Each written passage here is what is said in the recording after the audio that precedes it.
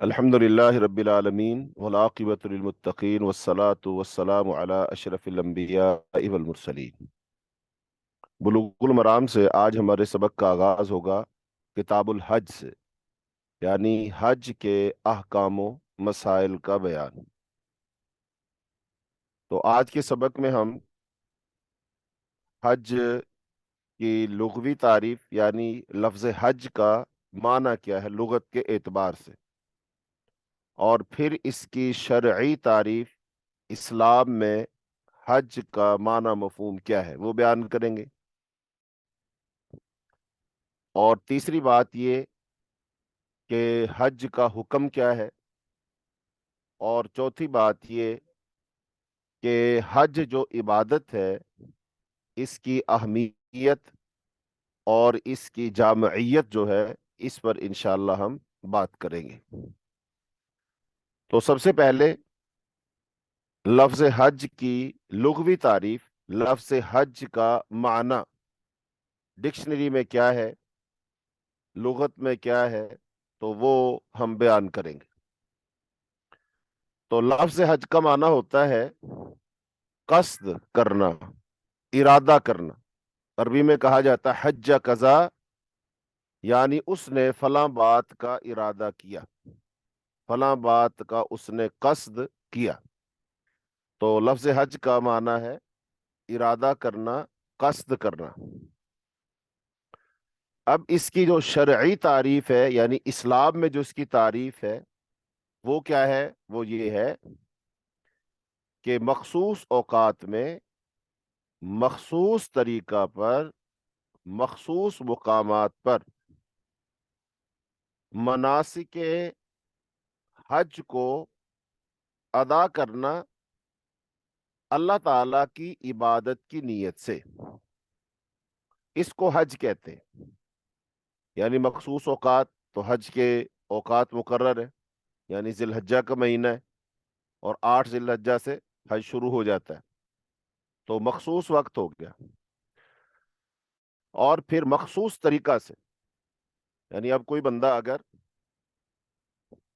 مکہ مکرمہ میں جاتا ہے اور وہ اپنی مرضی سے پہلے وہ عرفات میں چلا جائے، پھر وہ صفا مروہ پہ آ جائے، پھر وہ طواف کر لے، اپنی مرضی سے سب کچھ کرتا پھرے، نہیں، وہ حج نہیں ہوگا، بلکہ مخصوص طریقہ سے جیسا کہ اس میں ترتیب ہے، رسول اللہ صلی اللہ علیہ وسلم نے حج فرمایا ہے، تو آپ 8 تاریخ کو کہاں تھے، پھر 9 کو کہاں تھے، پھر 10 کو کہاں تھے، پھر کہاں پر کون کون سے کام کیے، تو اس مخصوص طریقہ سے اور پھر مخصوص مقامات پر، یعنی کہ اب وہ طواف کرنا ہے، اب یہ مخصوص جگہ ہے، سعی کرنی ہے مخصوص جگہ ہے، اور مزدلفہ جو ہے مخصوص جگہ ہے، عرفات جو ہے مخصوص جگہ ہے، مینا جو ہے مخصوص جگہ ہے، تو یہ مخصوص مقامات ہو گئے۔ تو مخصوص مقامات پر مناسک کو ادا کر کے رب تعالیٰ کی عبادت کرنے کو حج کہتے ہیں۔ تو اب اس میں رب تعالیٰ کی عبادت، تو عبادت بغیر نیت کے نہیں ہوتی، تو لہذا اب اللہ تعالیٰ کی عبادت کی نیت کرنی پڑے گی۔ اگر کوئی نیت ہی نہیں کرتا ہے اور وہ اس کو عبادت نہیں سمجھتا ہے، ویسے ہی وہ جاتا ہے اور جا کر ان تمام جگہوں پر وہ ٹھہرتا بھی ہے اور پھر وہ اللہ کا نام بھی لیتا ہے، کوئی ذکر اذکار بھی کرتا ہے، لیکن وہ حج نہیں کہلائے گا، کیونکہ اس نے ان تمام مقامات پر عبادت کی نیت سے وہ نہیں ٹھہرا۔ تو لہٰذا اب عبادت کی نیت بھی اس میں کرنا ہے۔ تو اسلام میں، شرع میں حج کی اصطلاحی تعریف یہ ہے کہ مخصوص اوقات میں مخصوص طریقہ پر مخصوص مقامات پر مناسک کو ادا کر کے رب تعالیٰ کی عبادت کرنے کو حج کہتے ہیں۔ تو آج کے سبق سے یہ دو باتیں، یعنی کہ لفظ حج کا لغوی معنی، ڈکشنری میں اس کا معنی کیا ہے، اور دوسرا اس کی تعریف کیا ہے، حج کی تعریف کیا ہے، تو یہ دو باتیں۔ اور تیسری بات یہ جو آج کے ہمارے سبق میں شامل ہے کہ اس کا حکم کیا ہے، یعنی حج کا حکم کیا ہے، यानी कि ये फर्ज है, नफल है, चाहे कोई करे चाहे ना करे, हुक्म का मतलब ये होता है। तो अरकान इस्लाम में से है हज, अरकान इस्लाम में से जिसकी फर्जियत पर किताब व सुन्नत नातिक है और सब मुसलमानों का इस पर इजमा है। हज के फर्ज होने को जानना ये जरूरियात इस्लाम में से है, यानी हज फर्ज है। अब कोई पूछे कि कैसे फर्ज है, इसकी दलील क्या है, तो कुरान और सुन्नत में इसकी मुतअद्दिद दलीलें मौजूद है। और अब इस बात को जानना ये जरूरियात इस्लाम में से, यानी इस्लाम का वो जरूरी इल्म जिसको जानना जरूरी है, तो जिसके बगैर गुजारा नहीं है। इस्लाम ये नहीं कहता कि तमाम मुसलमान मुफ्ती बने, आलिम बने, ये नहीं कहता। लेकिन इस्लाम ये जरूर कहता है कि वो बुनियादी इल्म, जरूरी इल्म जिसको जानना जरूरी है, जिसके बगैर को मुसलमान नहीं हो सकता है, तो लिहाजा वो जानना तो जरूरी है। तो वो उस जरूरी जरूरी इल्म को कहते हैं जरूरियात इस्लाम। तो लिहाजा हज की फर्जियत का जानना ये जरूरियात इस्लाम में से, इसलिए एक मुसलमान मुआशरे में रहने वाला अगर इसकी फर्जियत का इनकार करे तो वो काफिर होगा। हज की फर्जियत का अगर कोई इनकार करे तो वो काफिर होगा। जैसा कि आज जदीदियत का दौर है, बहुत सारे लोग हैं कि जो अपनी अकल से, फिक्र से इस्लाम को समझने की कोशिश करते हैं, हर चीज की लॉजिक ढूंढते हैं। अगर लॉजिक मिल जाए तो ठीक है, लॉजिक ना मिले तो फिर कहते हैं कि भी इस काम को करने का तो कोई फायदा ही नहीं है, चूंकि इसकी कोई लॉजिक नहीं है। तो इस्लाम जो है लॉजिक के पीछे नहीं है। इस्लाम तो अल्लाह के और उसके रसूल के हुक्म का नाम है। हाँ, ये अलग बात है, अगर किसी चीज की लॉजिक अल्लाह ने, उसके रसूल ने बयान कर दी है फबीहा, अगर हमें किसी चीज की लॉजिक समझ आ रही है फबीहा, ठीक है। लेकिन इसका मतलब हरगिज ये नहीं है कि जिस चीज की हमें लॉजिक समझ ना आए, हिकमत समझ ना आए, हम वो काम ही नहीं करेंगे। ये गलत बात। तो इस्लाम अल्लाह ताला के हुक्म का नाम है। तो अल्लाह ताला ने एक चीज का हुक्म दे दिया तो बस हमने उसको करना है। लिहाजा आज जदीदियत का दौर है, बहुत सारे जिद्दत पसंद लोग या तो वो खुद तजद्दुद का शिकार है, या फिर वो मगरिब के गुलाम है। और मगरिब में जो कुफ़ार हैं, वो यहूदी हों या नसारा हों, उन्होंने ख़ास तौर पर एक तबके को ट्रेनिंग दी है कि जिन्होंने इस्लाम की मुखालफत करनी है, इस्लाम के बारे में शुकूक व शुबहात पैदा करने, इस्लाम के अहकामात में उन्होंने कीड़े निकालने, ऐब निकालने, नक्स निकालने, और ये कोशिश करना है कि इस्लाम का ये हुक्म भी मंतिक के, अकल के, लॉजिक के खिलाफ है, तो लिहाजा इसको हम क्यों करें, इसको तो हम नहीं करेंगे। या फिर इस काम को हजूर पाक के ज़माने में किया गया तो ठीक था, लेकिन आज के ज़माने में ये काम ठीक नहीं है, बल्कि इसकी बजाय ये काम कर लिया जाए तो ज़्यादा बेहतर है, ये काम कर लिया जाए तो ज़्यादा बेहतर है। इस काम से लोगों को ज़्यादा फायदा होगा, गरीबों को ज़्यादा फायदा होगा। तो वो ऐसी बातें बनाकर लोगों का जहन खराब करते हैं। और ये काम है मुस्तशरिकीन का, वो कुफार जो इस्लाम पर एतराज़ात करते हैं, जो इस्लाम के बारे में जो तहकीक करते हैं, उनको मुस्तशरिक कहते हैं। यानी कि वो हैं रहने वाले मगरिब के, और कुफार और मुशरिकीन यहूद व नसारा, या कोई भी यहूद व नसारा के अलावा किसी भी मजहब से ताल्लुक रखता हो, या वो किसी मजहब को ना भी मानता हो, क्योंकि बहुत सारे लोग ऐसे भी हैं जो किसी मजहब को ही नहीं मानते, वो तो अल्लाह ताला को भी नहीं मानते। वो तो कहते हैं कायनात खुद ब खुद बन गई है, नेचर है, फितरत है। तो बहरहाल ऐसे लोग भी हों, कोई भी हो, तो इस्लाम के मुताबिक जो तहकीक करता है, रिसर्च करता है, उसको मुस्तशरिक कहा जाता है। फिर इनमें से भी खास तौर पर वो मुतासिब मुस्तशरिक जो इस्लाम के खिलाफ है, जो इस्लाम को ब्लेम करते हैं, इस्लाम के हकामात पर इतराज करते हैं, पैगम्बर इस्लाम पर इतराजात करते हैं, कुरान पर इतराजात करते हैं। तो ये जो मुस्तशरिकीन है, इन्होंने अकल की बुनियादों पर इस्लाम को परखा, समझा, और फिर एतराज़ात किए। और वो फिर उन्होंने ना सिर्फ एतराज़ात अपने तक महदूद रखे, बल्कि उन एतराज़ात को उन्होंने दुनिया में फैला दिया। और फिर बहुत सारे जो मुसलमान यहाँ से यूरोप पढ़ने जाते हैं, या वो अंग्रेज पढ़ाने वाले मुस्तशरिकीन वो यहाँ पर आ गए, میں اس وقت بات کر رہا ہوں بر صغیر پاک و ہند ہندوستان کی بات کر رہا ہوں خاص طور پر، ویسے بالعموم تو پوری دنیا اسلام تو پوری دنیا میں پورے اسلام ممالک میں پھیلے، لیکن یہاں پر وہ مستشرقین آئے اور انہوں نے آ کر پھر اسلام پر تحقیق کی، ریسرچ کی، پڑھانے کی کوشش کی انہوں نے، تو پھر انہوں نے اعتراضات کیے، اور پھر جو یہ غلام لوگ تھے بر صغیر پاک و ہند کے، ان غلام ذہنیت کے لوگوں نے، یا جو احساس کمتری میں مبتلا لوگ تھے، جنہوں نے مسلمانوں اور اسلام کی ہر چیز کو ناقص سمجھا، اور مسلمانوں کے علاوہ ان کے جو لوگ ہیں خاص طور پہ تاج برطانیہ، انگریز، یورپ والے، ان کی ہر چیز کو بہتر سمجھا، ان کی عقل کو، فکر کو، استاد کو، تعلیمی ادارے کو، ریسرچ تحقیق کو، تو انہوں نے پھر اسلام کے بارے میں بھی ان کی بات کو مانا کہ دیکھو جی، جو ایک مولانا صاحب، مفتی صاحب، مدرس، قاری، حافظ، عالم، خطیب، مبلغ، دائی، وہ جو بات پیش کر رہا ہے نا، اس میں کوئی وزن نہیں ہے،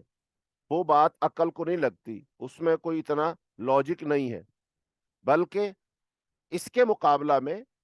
جو یہ انگریز بات کر رہا ہے، یا یہودی بات کر رہا ہے، یا کسی یورپ کی یونیورسٹی کا پروفیسر بات کر رہا ہے، وہاں کا محقق اور ریسرچر بات کر رہا ہے، ہاں اس کی بات میں بڑا دم ہے، وہ دل کو لگتی، عقل کو لگتی بات، تو پھر انہوں نے ان کی باتوں کو ہی مان لیا، اور لہٰذا ان کی تحقیق کو ہی انہوں نے سمجھ لیا، لہٰذا اب ان کی تحقیق قرآن سے اور حدیث سے ٹکراتی ہے، ان کی تحقیق صحابہ کرام کے اعمال سے، افکار سے، آراء سے، ان کی فقہ سے ٹکراتی ہے، ان کی تحقیق محدثین کی آراء سے، فقہ سے، تفہیم حدیث سے ٹکراتی ہے، لہٰذا اب یہ لوگ محدثین کی بات کو لے، تابعین اور صحابہ کی بات کو لے، رسول اللہ صلی اللہ علیہ وسلم کی بات کو لے، یا ان مستشرقین کی بات کو لے، تو یہ عقل کے ایسے اندھے ہو گئے، ان کی ایسی مت ماری گئی بیچاروں کی، کہ ان کی عقل نے، جو کہ غلام عقل تھی، یا پٹڑی سے اتر چکی عقل تھی، یا وہ احساس کمتری کا شکار عقل تھی، اس عقل نے ان کو یہ بات سمجھائی کہ انگریز کی بات لو، مستشرق کی بات کو لو، چونکہ ان کی تحقیق اعلیٰ ہوتی ہے، فلاں فلاں، تو اس کا نقصان کیا ہوا؟ تو جو اسلام کے ارکان ہے، مسلمات ہے، شعائر اسلام ہے، لوگوں نے اس پر آرا چلا دیا، اس پر کلہاڑا چلا دیا، اس پر اعتراضات کر دیے، تو ان میں سے حج بھی ہے، حج پر بھی اعتراضات کیے گئے کہ دیکھو جی، حج کرنے لوگ جاتے ہیں، مثال کے طور پہ آج کی ہم بات کریں، پاکستان میں یہ جو حج گیا ہے 2023 کا، اس حج میں تقریباً جو سرکاری ادارے نے حکومت کی طرف سے حج کروایا گیا، اس میں تقریباً کوئی 12 لاکھ کے قریب پیسے لگے، پرائیویٹ حج جو تھا وہ اس سے مہنگا تھا، تو وہ لوگ ایسا لاجک پیش کرتے ہیں، دیکھو جی 12 لاکھ روپے وہاں جائیں گے اور پھر وہ کریں گے کیا؟ وہ عبادت کریں گے، تو لہٰذا یہ 12 لاکھ روپے اگر غریبوں میں تقسیم کر دیے جائیں تو کیسا رہے گا؟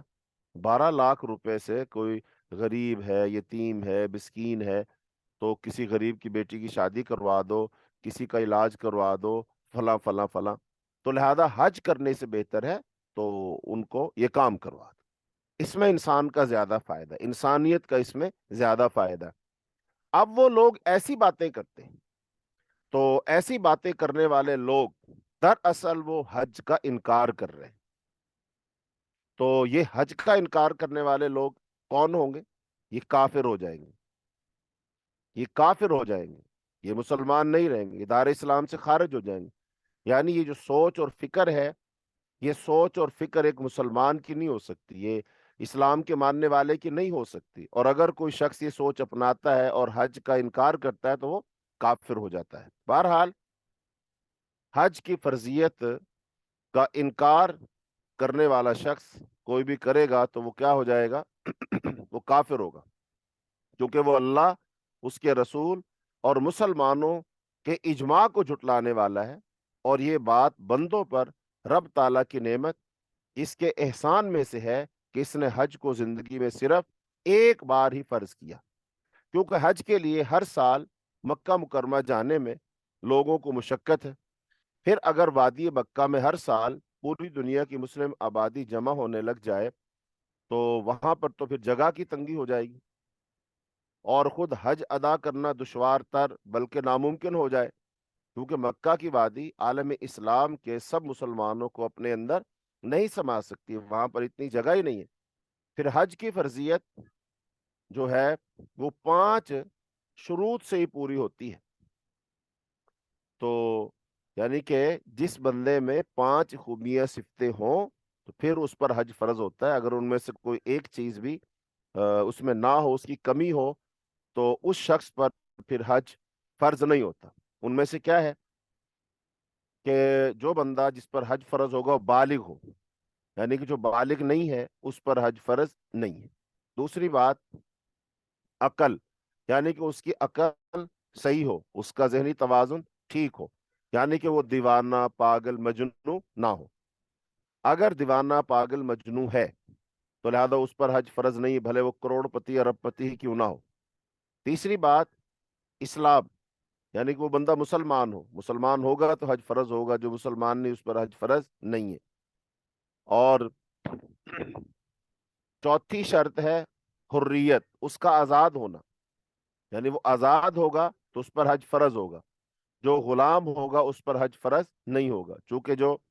آزاد ہوتا ہے وہ اپنی مرضی کا مالک ہوتا ہے، وہ حج کے لیے جا سکتا ہے۔ لیکن اگر کوئی غلام ہے تو وہ اپنی مرضی کا مالک نہیں ہوتا، بلکہ وہ تو اپنے مالک کی مرضی کا مالک ہوتا ہے۔ مالک چاہے گا تو کوئی کام کر لے گا، مالک نہیں چاہے گا تو وہ کام نہیں کر سکتا،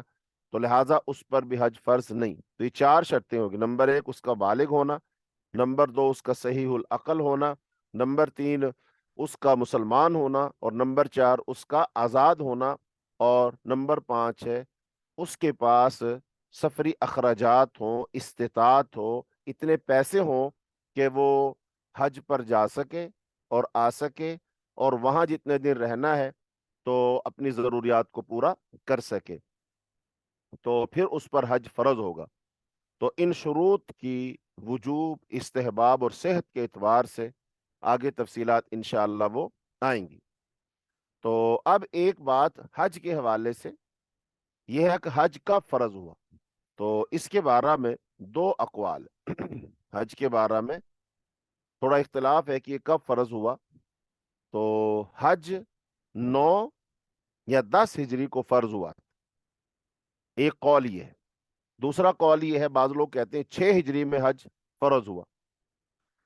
تو جو لوگ 6 ہجری میں حج فرض ہونے کے قائل ہیں وہ دلیل میں یہ آیت کریمہ پیش کرتے ہیں جو سورہ بقرہ کی ہے، آیت نمبر 196، وَأَتِمُّ الْحَجَّ وَالْعُمْرَةَ لِلَّهِ، اور حج اور عمرہ کے لیے، عمرہ اللہ کے لیے پورا کرو۔ تو ان کا یہ استدلال صحیح نہیں ہے، کیونکہ اس آیت میں اتمام کا ذکر ہے،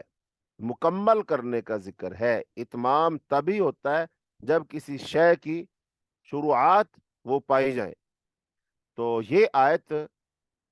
صلح حدیبیہ، غزوہ حدیبیہ کے موقع پر نازل ہوئی تھی، جب نبی کریم صلی اللہ علیہ وسلم صحابہ کرام کے ساتھ وہ احرام باندھ کر عمرہ کی نیت سے نکلے تھے، تو یہ اس موقع پر نازل ہوئی تھی، لیکن کفار نے روک لیا تھا اور آپ حج عمرہ نہیں کر سکے تھے، تو اس موقع پر یہ آیت نازل ہوئی تھی کہ جس میں آگے ارشاد ہے فَإِنْ أُحْصِرْتُمْ، یعنی اگر تم کو حج یا عمرہ کرنے سے روک دیا جاتا ہے اور مسجد حرام تک جانے نہیں دیا جاتا، فَمَسْتَيْسَرَ مِنَ الْحَدِيِ، تو قربانی میں سے جو میسر ہو وہ کر دو۔ بس یہ آیت اتمام کے وجوب کو بتلانے کے لیے نازل ہوئی، نہ کہ فرضیت کی ابتدا بتلانے کے لیے نازل ہوئی۔ رہی حج کی فرضیت، تو اس کا بیان جو ہے سورہ آل عمران کی آیت نمبر 97 میں ہے۔ وہ فرمایا وَلِلَّهِ عَلَى النَّاسِ حِجُّ الْبَيْتِ مَنِ اسْتَطَاعَ إِلَيْهِ سَبِيلًا، اور اللہ کے لیے لوگوں پر اس گھر کا حج فرض ہے جو اس کی طرف راستے کی طاقت رکھے۔ یہ سورہ آل عمران کی آیت ہے جو 9 ہجری میں عام الوفود، وفود کے سال میں نازل ہوئی تھی، یعنی جس سال فتح مکہ کے بعد، جس سال پورے عالم عرب سے وفود آ رہے تھے، لوگ آ کر مسلمان ہو رہے تھے، تو یہ اس سال نازل ہوئی، یعنی 9 ہجری میں۔ وہ یوں کہ 8 ہجری تک تو مکہ مکرمہ قریش کے قبضہ میں رہا تھا، اور اس وقت تک بیت اللہ، مسجد حرام اور مکہ مکرمہ پر انہی کفار مشرکین کا حکم چلتا تھا۔ اسی لیے تو 6 ہجری میں لوگوں نے نبی صلی اللہ علیہ وسلم کے ساتھ سفر کیا عمرہ کرنے کی نیت سے، لیکن ان لوگوں نے رسول اللہ صلی اللہ علیہ وسلم اور صحابہ کرام کو عمرہ کرنے نہیں دیا، چونکہ ان کا حکم چلتا تھا۔ تو اب یہ بات تو حکمت کے اور رحمت کے خلاف ہے کہ اللہ تعالیٰ بندوں پر ایسی عبادت فرض کرے جس کا ادا کرنا ان کے بس میں نہ ہو،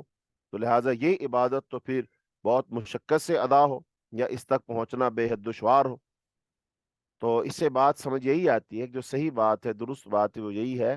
کہ حج کی فرضیت ہوئی ہے 9 ہجری میں۔ تو چونکہ اس سے پہلے تو حج کرنا ممکن ہی نہیں تھا، تو ایسا نہیں ہو سکتا اللہ تعالیٰ ایک کام کا حکم دیں جس کام کا کرنا ممکن ہی نہ ہو۔ تو بہرحال حج جو ہے 9 ہجری میں فرض ہوا۔ تو احکام اسلام میں سے حج ایک ایسی عبادت ہے جو عمل،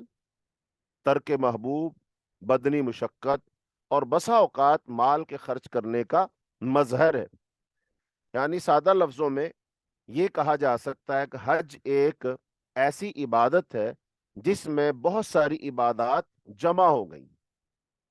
حج کے اندر حج صرف ایک عبادت نہیں ہے، بلکہ حج میں بہت ساری عبادات جمع ہو گئی۔ تو کہا جا سکتا ہے کہ حج ایک کثیر المقاصد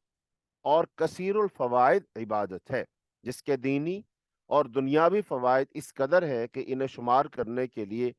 وہ بہت سارے صفحات درکار ہے، بہت سارے لیکچر اور ٹائم درکار ہے تاکہ ان پر بات ہو سکے۔ اللہ تعالیٰ نے خود قرآن پاک میں ارشاد فرمایا لِيَشْهَدُوا مَنَافِعَ لَهُمْ، تو لوگ یہاں آئیں اور آ کر دیکھیں کہ حج میں ان کے لیے کیسے کیسے دینی اور دنیاوی فوائد ہیں۔ تو اب اگر قرآن پاک کی اس آیت پر غور کیا جائے تو جو حجاج کرام، حاجی حضرات، وہ گھر بار، اہل و عیال اور اپنی تمام مصروفیتیں چھوڑ کر اللہ کے گھر کی زیارت کے لیے طویل سفر پر نکل کھڑے ہونا، ان کا یہ رجوع الی اللہ اور توکل علی اللہ کی ایک خاص کیفیت انسان کے اندر پیدا کر دیتا ہے۔ یعنی کہ ایک بندہ تاجر ہے، اس کا کام کاج ہے، کوئی زمیندار ہے یا کوئی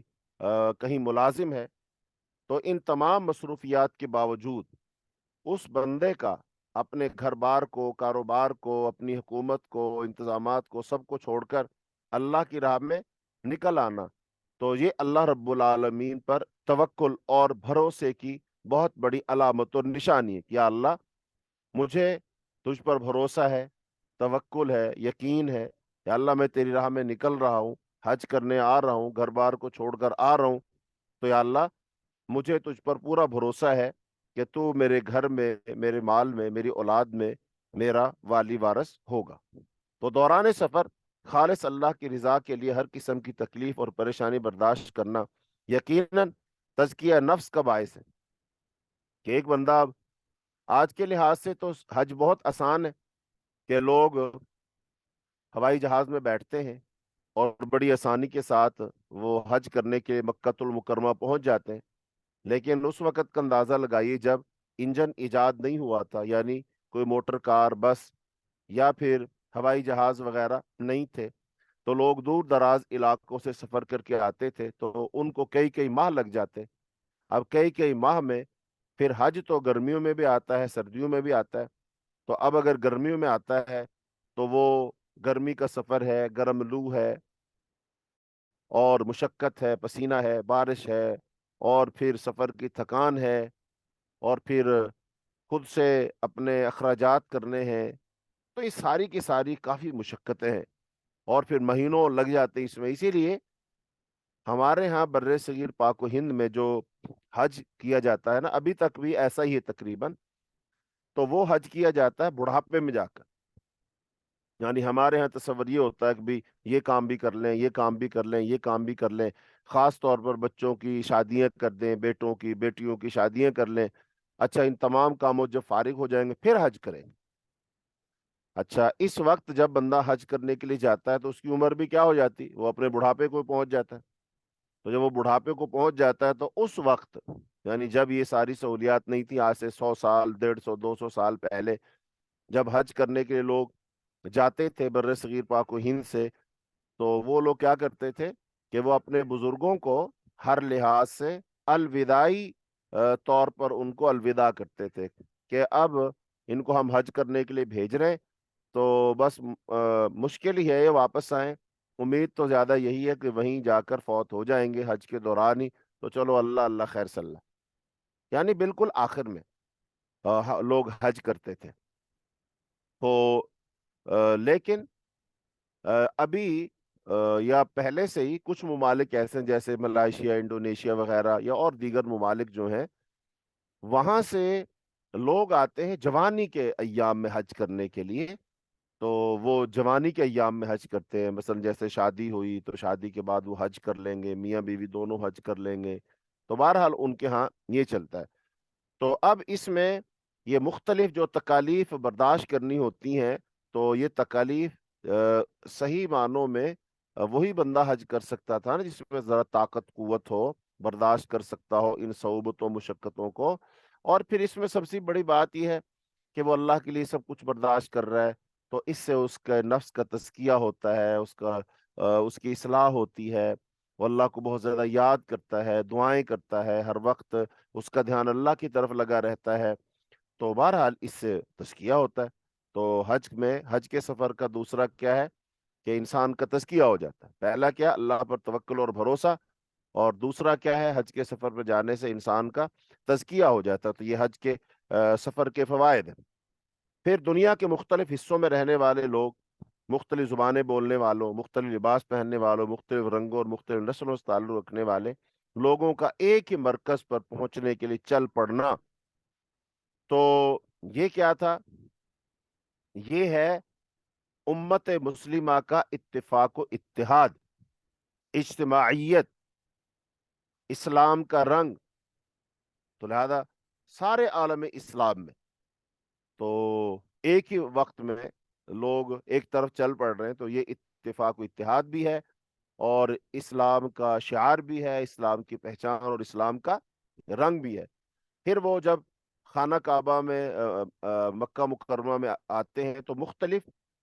جہاد سے آنے والے لوگ جو ہیں وہ میقات سے داخل ہوتے ہیں، تو میقات پر پہنچ کر یہ سارے لوگ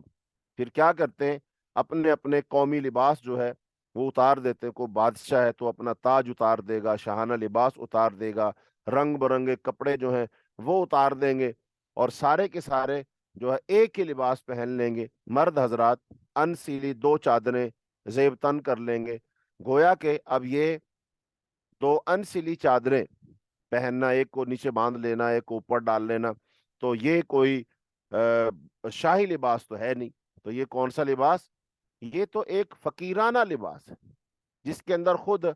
جو ہے لجاجت پائی جاتی ہے، جو جو مسکنت اس کے اندر پائی جاتی ہے، عاجزی اس کے اندر پائی جاتی ہے، کہ یہ بندہ عاجز بن کر اللہ کے سامنے تواضع اختیار کر کے، اپنے شاہانہ لباس اتار کر کے، اپنی بادشاہت کے لباس سے، تاج سے بالکل پاک صاف ہو کر کے، تو ننگے سر فقیرانہ لباس پہن کر یہ اللہ کی بارگاہ میں حاضر ہو رہا ہے، تو اس سے اس کی عاجزی کا اظہار ہوتا ہے۔ تو بہرحال میقات پر پہنچ کر اپنے قومی لباس اتار کر ایک ہی طرز کا سادہ فقیرانہ لباس پہن لینا مساوات کی ایک ایسی عملی تعلیم دیتا ہے جس کی مثال دنیا کے کسی دوسرے مذہب میں نہیں ملتی۔ امیر، فقیر، شاہ، گدا، عربی، اجمی، شرقی، غربی، سبھی لوگوں کا ایک ہی لباس میں، ایک ہی زبان میں، ایک ہی رخ پر، ایک جیسے الفاظ میں ترانہ توحید بلند کرنا، یعنی تلبیہ کہنا، لبیک اللہم لبیک، پھر ایک ہی وقت میں، ایک ہی رخ پر، ایک ہی طریقہ پر اپنے مالک و آقا کے حضور سجدہ ریز ہونا، زبان، رنگ، نسل اور وطن وغیرہ کے نام پر بنائی ہوئی قوموں کے خود تراشیدہ بتوں کو توڑ پھوڑ کر بس ایک ہی قوم، قوم رسول ہاشمی بننے کا یہ درس دیتا ہے سفر۔ ایک ہی رنگ یعنی اللہ کا رنگ، صبغت اللہ اختیار کرنے کی تعلیم دیتا ہے۔ حرم میں داخل ہونے کی پابندیاں، احرام کی پابندیاں، آپس میں ایک دوسرے کے ساتھ امن و سلامتی اور عزت و احترام کے ساتھ زندگی بسر کرنے کا سلیقہ انسان کو یہ سفر، حج کا سفر سکھاتا ہے۔ یہ ساری چیزیں انسان حج کے سفر میں سیکھتا ہے۔ اور اگر ہم اس پر مزید غور کریں تو محسوس یہ ہوگا کہ اسلامی تعلیمات کا کوئی ایسا گوشہ باقی نہیں بچتا جس کی تعلیم دوران حج بلا واسطہ یا بالواسطہ نہ دی گئی ہو۔ اتفاق اور اتحاد کی تعلیم، قربانی و ایثار اور یکجہتی کی تعلیم، نظم و ضبط کی تعلیم، باہم دیگر مربوط رہنے کی تعلیم، دعوت و جہاد کی تعلیم، یکسوئی اور یکجہتی کی تعلیم، مساوات اور مواخات کی تعلیم، امن و سلامتی کی تعلیم، وحدت ملت کی تعلیم، رجوع الی اللہ کی تعلیم، اتباع سنت کی تعلیم اور عقیدہ توحید کی تعلیم، یعنی کہ ساری تربیت حج کے اندر کی جاتی ہے۔ تو گویا کہ حج پھر جامع العبادات اور کثیر الفوائد عبادت ہے۔ تو یہ کوئی ایک عبادت نہیں، بلکہ یہ عبادتوں کو جمع کرنے والی عبادت ہے۔ جو بندہ اس ایک عبادت کو کرے گا گویا کہ وہ ان تمام عبادات کو کرے گا۔ مثلا عقیدہ توحید اور اتباع سنت اسلام کی دو بنیادی اور اہم ترین تعلیمات ہیں۔ ان کے بارے میں جو قرآن و حدیث میں بہت زور دیا گیا ہے، خاص طور پر عقیدہ توحید۔ تو عقیدہ توحید تو دین اسلام میں اس کی اہمیت اتنی زیادہ ہے کہ اس کی وضاحت وہ یہ وضاحت کی محتاج نہیں ہے۔ یعنی کوئی بندہ اپنے عقیدے کو ٹھیک کیے بغیر صحیح معنوں مسلمان نہیں ہو سکتا۔ پھر تمام عبادات کا دار و مدار عقیدے کی درستی اور اصلاح پر ہے، تو لہٰذا عقیدے پر بہت زور دیا گیا ہے۔ دین اسلام میں عقیدہ توحید کی اہمیت محتاج وضاحت نہیں۔ عقیدہ توحید اگر درست نہ ہو تو کوئی بڑے سے بڑا نیک عمل بھی اللہ تعالیٰ کے ہاں وہ قابل قبول نہیں۔ قرآن مجید میں اللہ تعالیٰ نے رسول اللہ صلی اللہ علیہ وسلم کو مخاطب کر کے یہ بات ارشاد فرمائی، جو سورہ زمر کی آیت نمبر 65 ہے، فرمایا لَإِنْ أَشْرَكْتَ لَيَحْبَطَنَّ عَمَلُكَ وَلَتَكُونَنَّ مِنَ الْخَاسِرِينَ۔ اگر تم نے شرک کیا تو تمہارا کیا کرایا عمل ضائع ہو جائے گا اور تم خسارہ پانے والوں میں سے ہو جاؤ گے۔ ایسے سورہ مائدہ میں اللہ تعالیٰ نے واضح طور پر یہ بات ارشاد فرمائی کہ مشرک کے لیے جنت حرام ہے اور وہ ہمیشہ ہمیشہ جہنم میں رہے گا۔ فرمایا انہ من یشرک باللہ فقد حرم اللہ علیہ الجنہ ومأواہ النار۔ اس نے اللہ کے ساتھ شرک کیا، اس پر اللہ نے جنت حرام کر دی اور اس کا ٹھکانہ جہنم ہے۔ رسول اللہ صلی اللہ علیہ وسلم نے اپنے ایک صحابی حضرت معاذ رضی اللہ تعالیٰ عنہ کو نصیحت کرتے ہوئے ارشاد فرمایا لا تشرک باللہ شیئا وان قتلت او حرقت، کہ اللہ کے ساتھ شرک مت کرنا، بھلے تجھے جلا دیا جائے، بھلے تیرے ٹکڑے ٹکڑے کر دیے جائے۔ قیامت کے روز رسول اللہ صلی اللہ علیہ وسلم کے چچا ابو طالب، حضرت ابراہیم السلام کے والد، حضرت نوح علیہ السلام کا بیٹا اور حضرت لوط کی بیوی انبیاء کے ساتھ گہرے خونی رشتے کے باوجود جہنم میں چلے جائیں گے، صرف اس لیے کہ وہ عقیدہ توحید سے محروم تھے۔ ان کا عقیدہ توحید درست نہیں تھا۔ اس عقیدہ توحید کی اہمیت کا اندازہ اس بات سے بھی لگایا جا سکتا ہے کہ اللہ تعالیٰ نے تمام انبیاء کو مبعوث فرمایا اور سب سے پہلے ان کو یہی حکم دیا کہ اپنی اپنی قوم، اپنے اپنے علاقے کے لوگوں کو عقیدے کی دعوت دو اور ان کا عقیدہ ٹھیک کرو، عقیدے کی اصلاح کرو، کیونکہ اگر عقیدے کی اصلاح ہو جائے گی تو باقی سارے کاموں کی اصلاح ہو جائے گی، اور اگر یہ عقیدے کی اصلاح نہیں ہوتی ہے تو پھر کسی چیز کی بھی اصلاح نہیں ہو سکتی۔ تو حاجی جو ہوتا ہے وہ مختلف مقامات پر اللہ تعالیٰ کی توحید کا ذکر کرتا ہے، جیسے کہ تلبیہ کہتا ہے لبیک اللہم لبیک لا شریک لک لبیک، وہ کہتا ہے کوئی شریک نہیں، یہ تلبیہ کہتا ہے، بار بار کہتا ہے۔ تو حاجی کے دل دماغ میں بات پختہ ہو جاتی ہے کہ اللہ کا کوئی شریک نہیں، اللہ کو بیٹا نہیں، بیٹی نہیں، اللہ کا کوئی حصے دار نہیں،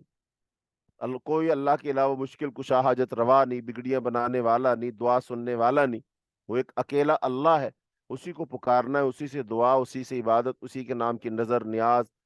تو یہ سب کچھ اسی کے لیے۔ تو لہذا ایک حاجی جو ہے، حج کرنے والا شخص،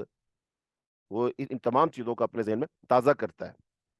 پھر مقام حج یعنی مکہ مکرمہ پہنچنے سے کئی میل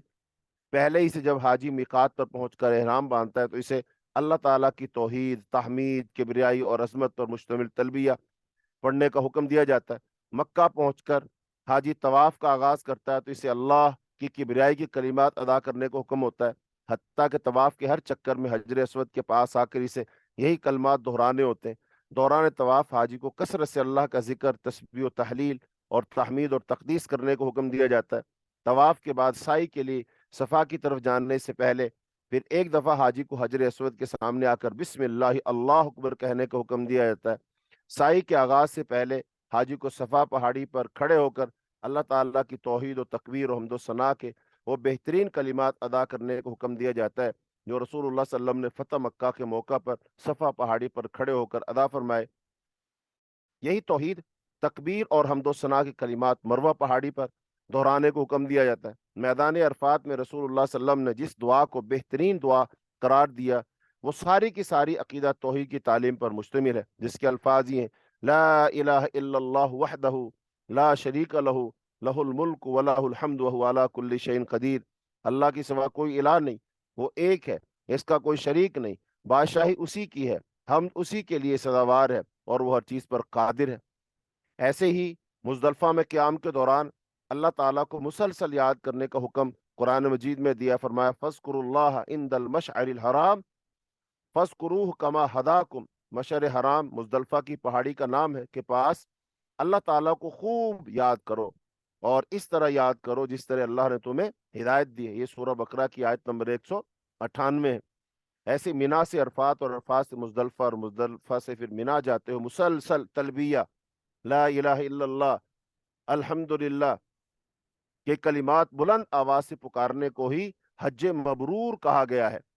قربانی کرتے وقت اللہ کا نام اور اس کی کبریائی کے اظہار کا حکم دیا گیا ہے۔ ایسے ہی جو جمرات ہیں جس کو عام طور پر شیطان کہا جاتا ہے، ان کو جو کنکری مارتے ہیں تو ہر کنکری پھینکنے کے ساتھ اللہ کی کبریائی کا نعرہ بلند کرنے کو حکم دیا گیا ہے۔ تو ایام حج خصوصاً ایام تشریق یعنی 11، 12 اور 13 ذی الحجہ کو سال بھر کے تمام دنوں کے مقابلے میں اس لیے افضل ترین دن قرار دیا گیا ہے کہ ان دنوں میں کثرت سے اللہ کی توحید اور تکبیر بیان کی جاتی ہے۔ ان ایام میں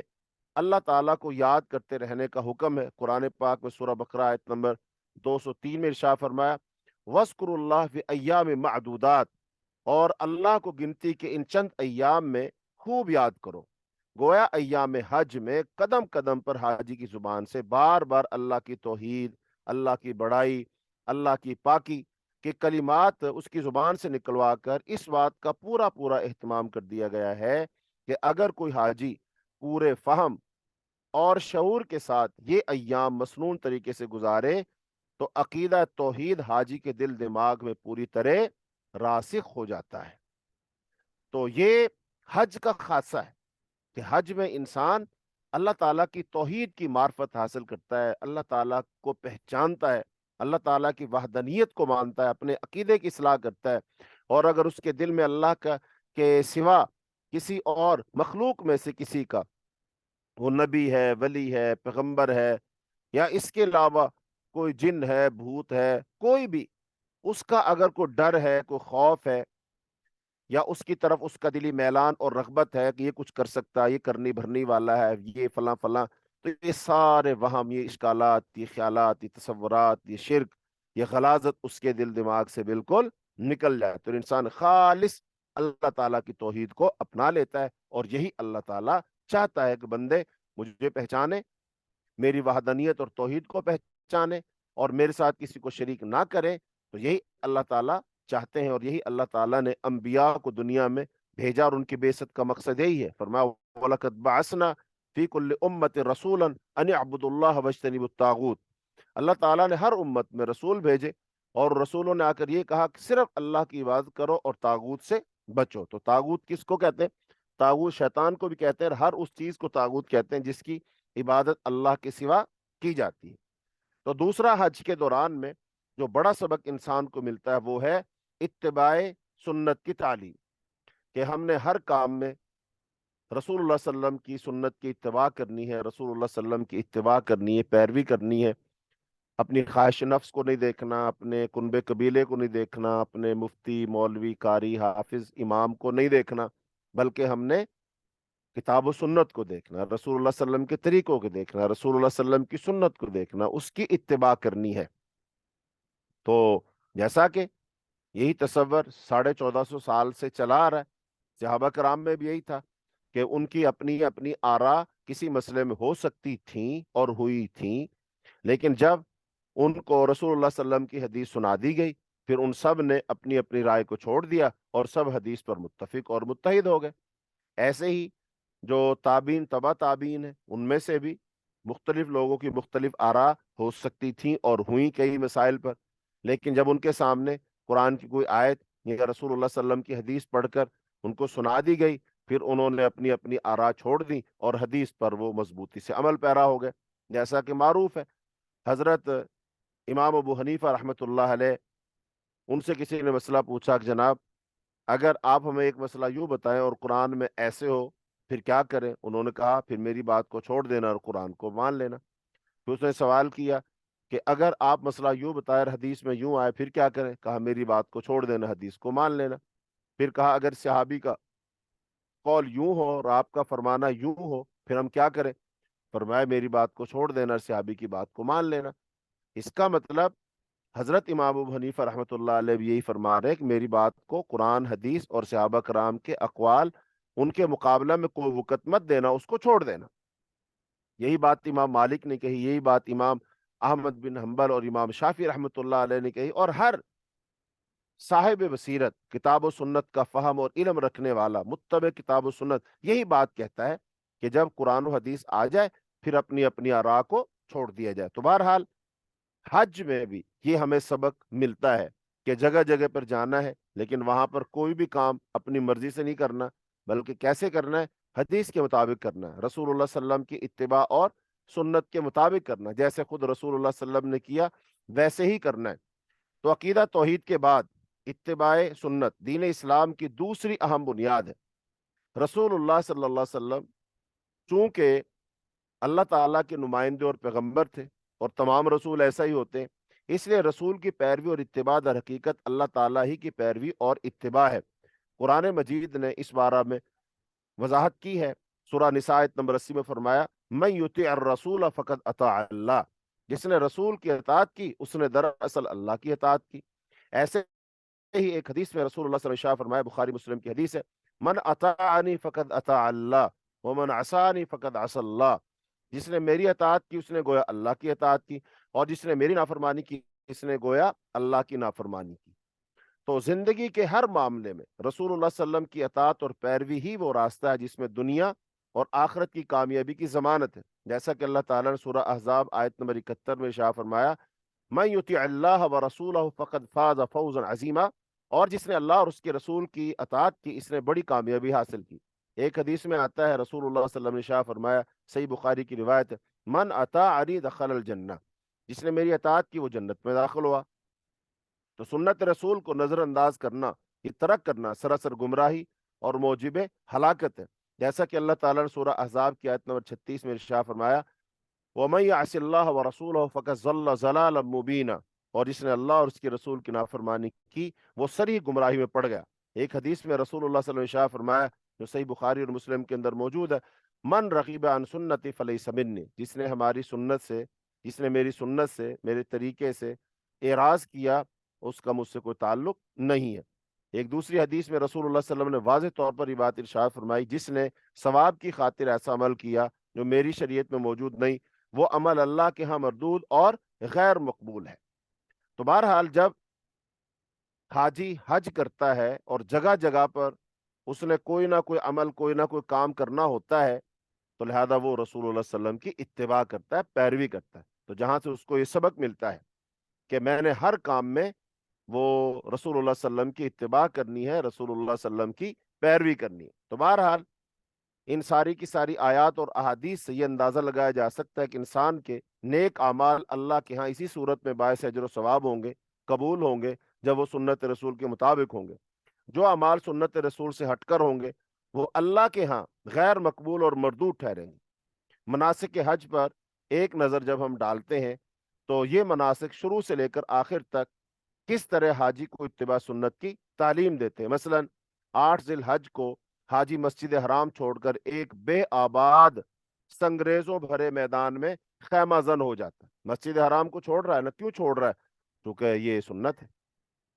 اگر محض اجر و ثواب ہی مطلوب ہو تو مسجد حرام میں ادا کی گئی نماز کا ثواب مینا کے مقابلے میں لاکھوں درجہ زیادہ ہے، تو پھر حاجی مسجد حرام کیوں چھوڑتا ہے؟ اس لیے کہ رسول اللہ صلی اللہ علیہ وسلم کی سنت اور آپ کا بتایا ہوا طریقہ یہی ہے۔ مختصر سے قیام کے بعد دوسرے روز یعنی 9 ذی الحجہ کو طلوع آفتاب کے بعد حاجی پھر رخت سفر باندھتا ہے اور صرف چند کلومیٹر کے فاصلے پر میدان عرفات میں جا ٹھہرتا ہے۔ وہ مٹی وہ مٹی وہی سنگریزے، وہی آب و ہوا عرفات میں آ کر کون سی ایسی خوبی ہے جو مینا میں نہیں؟ پھر لاکھوں انسانوں کا مینا کی حدود سے نکل کر عرفات میں جا کر ٹھہرنا اپنے اندر کیا حکمت رکھتا ہے؟ یہی کہ رسول اللہ صلی اللہ علیہ وسلم نے ایسا ہی کیا تھا، یہ رسول اللہ صلی اللہ علیہ وسلم کی سنت ہے۔ تو یہ اتباع سنت کی تعلیم دی جا رہی ہے کہ بھائی تم نے حج کرنا ہے تو لہذا ویسے کرنا ہے جیسے اللہ کے رسول نے کیا۔ آپ نے اللہ کے رسول کی پیروی کری، یہ نہیں سوچنا بھائی یہیں ٹھہرے رہتے، اس میدان میں کیوں بلایا گیا، پھر اگلے میدان میں کیوں جا رہے؟ بھائی اس لیے جا رہے کہ اللہ کے رسول کی سنت ہے، ہم نے رسول اللہ صلی اللہ علیہ وسلم کی اتباع کرنی، تو گویا کہ ہم سے اتباع رسول کی مشق کروائی جا رہی ہے، پریکٹس کروائی جا رہی ہے۔ تو جو حاجی جائے گا ظاہر بات اس کو یہ کام کرنے پڑیں گے، تو وہی حاجی جب پلٹ کر اپنی اپنی عملی زندگی میں آتا ہے، اپنے گھر آتا ہے، اس کے دل دماغ میں ہی ہوگا نا کہ وہاں میں نے جگہ جگہ پر رسول اللہ صلی اللہ علیہ وسلم کی اتباع اور پیروی کی ہے، تو یہاں پر بھی میں اپنی زندگی کے تمام کاموں میں رسول اللہ صلی اللہ علیہ وسلم کی اتباع اور پیروی کروں۔ میدان عرفات میں حاجی ظہر کے وقت امام حج کا خطبہ سننے کے بعد نماز ظہر اور اثر اکٹھی اور قصر کر کے پڑھتے ہیں۔ تو ایسا کیوں کرتے ہیں؟ وہ حاجی جو دنیا بھر کے سارے کام کاج چھوڑ کر اپنے آپ کو اس لیے فارغ کر کے آیا ہے کہ اللہ کی عبادت کرے، وہ ظہر اور عصر کی نمازیں ایک ہی وقت میں اکٹھی اور قصر کر کے کیوں ادا کرتا ہے؟ یعنی کہ ظہر عصر کے دو دو فرض کیوں پڑھتا ہے؟ اس لیے کہ اسے رسول اللہ صلی اللہ علیہ وسلم نے ایسا ہی حکم دیا ہے۔ تو یہاں پر بھی اتباع سنت کا مسئلہ آ گیا۔ عرفات میں چند گھنٹے قیام کے بعد حاجی پھر اپنا سامان وہ باندھتا ہے اور قریب ہی ایک دوسرے میدان مزدلفہ میں جا کر قیام کرتا ہے۔ عرفات میں حاجی رات کیوں نہیں گزارتا اور مزدلفہ میں کیوں گزارتا ہے؟ اس کی وجہ اس کے سوا اور کیا ہے کہ سنت رسول یہی ہے کہ عرفات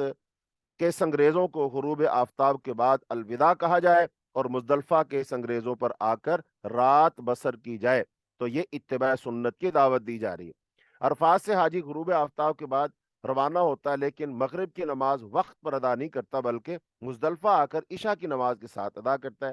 حالانکہ اول وقت میں نماز ادا کرنا افضل ترین عمل ہے اور نماز تاخیر سے ادا کرنا نفاق کی علامت ہے، پھر اس موقع پر حاجی عمدن جان بوجھ کر مغرب کی نماز مؤخر کیوں کرتا ہے؟ اس لیے کہ اس موقع پر نماز مغرب وقت پر ادا کرنے میں سنت رسول کی خلاف ورزی ہے اور تاخیر کرنے میں رسول اللہ صلی اللہ علیہ وسلم کی اطاعت ہے۔ تو لہٰذا کیا کریں گے؟ ہم اطاعت کریں گے۔ مزدلفہ میں حاجی ساری رات سو کر گزارتا ہے اور عمدن نماز تہجد ترک کرتا ہے، حالانکہ رسول اللہ صلی اللہ علیہ وسلم نے نماز تمام نفل نمازوں میں سے تہجد کو افضل ترین نماز قرار دیا۔ حاجی اس رات نماز تہجد کیوں ترک کرتا ہے؟ صرف اس لیے کہ خود رسول اللہ صلی اللہ علیہ وسلم نے اس رات نماز تہجد نہیں ادا فرمائی۔ تو یہاں پر بھی اتباع سنت کا مسئلہ ہے۔ مزدلفہ سے حاجی پھر پلٹ کر اسی جگہ مینا میں آ جاتا ہے جہاں سے چلا تھا، اس لیے کہ رسول اللہ صلی اللہ علیہ وسلم نے ایسا ہی کرنے کو حکم دیا ہے۔ 10 ذی الحجہ کو مینا پہنچ کر حاجی صرف جمرہ عقبہ کو کنکریاں مارتا ہے، حالانکہ باقی 2 یا 3 دنوں میں جمرہ عقبہ کے ساتھ جمرہ وسطیٰ اور جمرہ اولا کو بھی کنکریاں مارتا ہے۔ اس کی وجہ صرف یہی ہے کہ 10 ذی الحجہ کو چونکہ رسول اللہ صلی اللہ علیہ وسلم نے صرف جمرہ عقبہ کو کنکریاں ماری، جمرہ وسطیٰ اور جمرہ اولا کو نہیں ماری، لہذا اطاعت رسول اور اتباع سنت یہی ہے کہ اس روز صرف جمرہ عقبہ کو ہی کنکریاں ماری جائیں۔ تو یہاں بھی اتباع رسول سکھائی جا رہی ہے۔ اسی روز حاجی قربانی کر کے بال کٹواتا، نہا دھو کر مکہ مکرمہ طواف زیارت کے لیے جاتا ہے۔ تھکا ماندہ سستانے کا خواہش مند حاجی طواف زیارت کے بعد پھر انہی قدموں پر واپس مینا پلٹ آتا ہے، صرف اس لیے کہ رسول اللہ صلی اللہ علیہ وسلم نے ایسا ہی کیا تھا۔ ایام تشریق میں حاجی زوال کے بعد جمرہ وسطیٰ اور جمرہ عقبہ کو بھی ترتیب کنکریاں مارتا ہے، لیکن اگر وہ پہلے جمرہ عقبہ پھر جمرہ وسطیٰ اور پھر جمرہ اولا کو کنکریاں مارے تو اس کا یہ عمل باطل ٹھہرتا ہے سنت کے خلاف ورزی کی وجہ سے، کیونکہ اس سے پیغمبر خدا صلی اللہ علیہ وسلم کی سنت کی خلاف ورزی ہوتی ہے۔ اس کی رمی صرف اس وقت ہی اللہ تعالیٰ کے ہاں قابل قبول اور باعث اجر و ثواب ہوگی جب وہ رسول اکرم صلی اللہ علیہ وسلم کی بتائی ہوئی ترتیب کے مطابق ہوگی۔ تو لہٰذا یہاں بھی اتباع رسول کی ہی مشق کروائی جا رہی ہے۔ ایام تشریق مینا میں گزارنے کے بعد حاجی پھر مکہ مکرمہ آتا ہے اور اپنے وطن روانہ ہونے سے پہلے ایک مرتبہ پھر بیت اللہ شریف کا طواف کرتا ہے. حالانکہ اس گھر کے کتنے ہی طواف وہ پہلے کر چکا ہے، لیکن جب تک حاجی یہ آخری طواف طواف وداع نہیں کرتا وہ مکہ مکرمہ سے رخصت نہیں ہو سکتا، کیونکہ سنت رسول یہی ہے.